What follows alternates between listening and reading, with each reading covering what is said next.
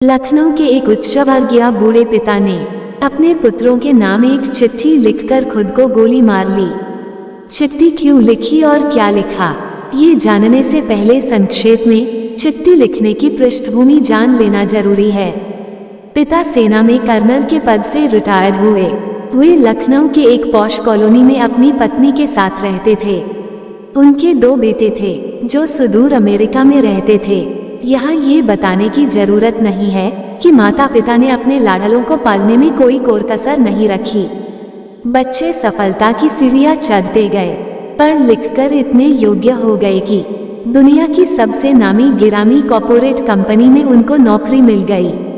संयोग से दोनों भाई एक ही देश में लेकिन अलग अलग अपने परिवार के साथ रहते थे।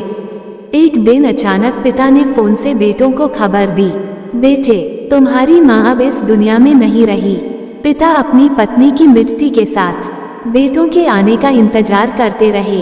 एक दिन बाद छोटा बेटा आया जिसका घर का नाम चिंटू था। पिता ने पूछा, चिंटू मुन्ना क्यों नहीं आया? मुन्ना यानी बड़ा बेटा। पिता ने कहा कि उसे फोन मिला, पहली उड़ान से आए। धर्मानुसार बड़े बेटे का आना सोच वृद्ध फौजी ने जिद सी पकड़ ली।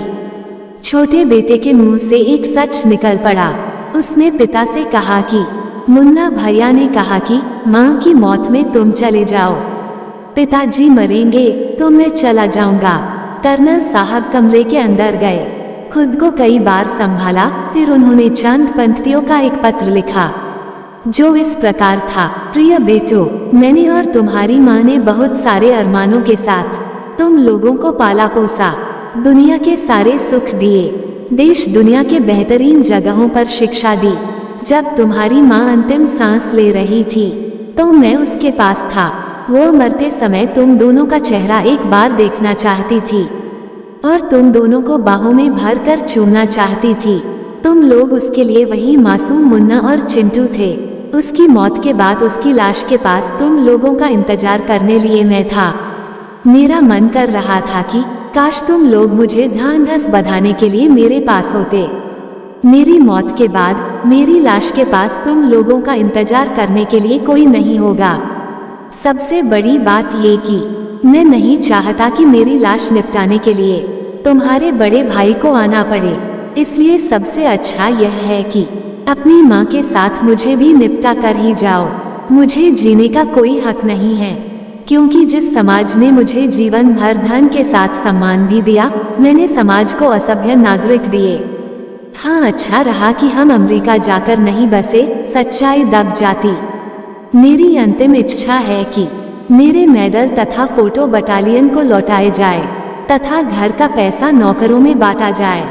जमा पूंजी आधी वृद्ध सेवा केंद्र में तथा आधी सैनिक कल्याण में दी जाए। तुम्हारा पिता। कमरे से छानिया की आवाज आई।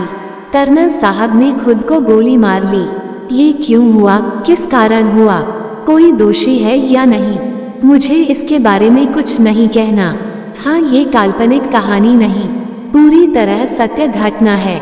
यदि आपको यह वीडियो पसंद आया तो वीडियो को लाइक करें, शेयर करें और भी ऐसे वीडियो देखने के लिए हमारे चैनल को सब्सक्राइब करना ना भूलें। धन्यवाद।